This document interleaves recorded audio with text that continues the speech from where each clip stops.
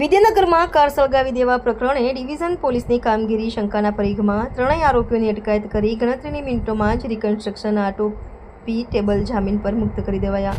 તાજેતરમાં ભાવનગર શહેરના વિદ્યાનગર વિસ્તારમાં માદક પદાર્થોના નશામાં છાટકા બનેલા 3 શખ્સોએ ઉત્પાત મચાવ્યો હતો અને આ શખ્સોને તપાડતા ત્રણેય સોસાયટીમાં પાક કરે 3 કારને કાંડી ચાપી દઈ સળગાવી હતી.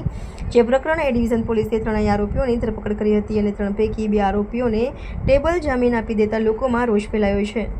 શહેરના વિદ્યાનગર વિસ્તારમાં આવેલ એક સોસાયટીમાં તાજેતરમાં જ આ વિસ્તારમાં રહેતા 3 શખ્સોએ કેપી પદાર્થનું સેવન કરી જાહેર સુલે શાંતિનો ભંગ કરવાનો પ્રયત્ન કર્યો હતો.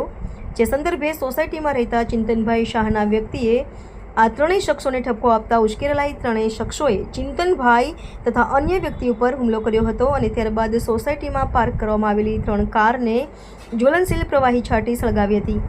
આ સંદર્ભે એ ડિવિઝન પોલીસ સ્ટેશનમાં ફરિયાદ દાખલ કરવામાં આવી હતી. જે ફરિયાદના અંતે પોલીસે લવલી હિંમત વાઘેલા, અભિષેક વિનોદ સોલંકી અને પૂંજ અશોક બારીચાની ધરપકડ કરી હતી.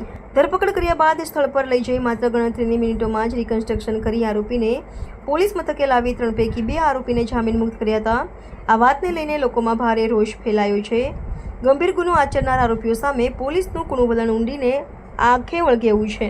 તબીબો દ્વારા એસપીને રજૂઆત. All India medical association of ભાવનગરના નેજા હેઠળ ભાવનગર શહેરના તબીબોએ વિદ્યાનગરમાં બનેલી ઘટના સંદર્ભે આજરોજ એસપીને રૂબરૂ મળી મૌખિક રજૂઆત કરી હતી.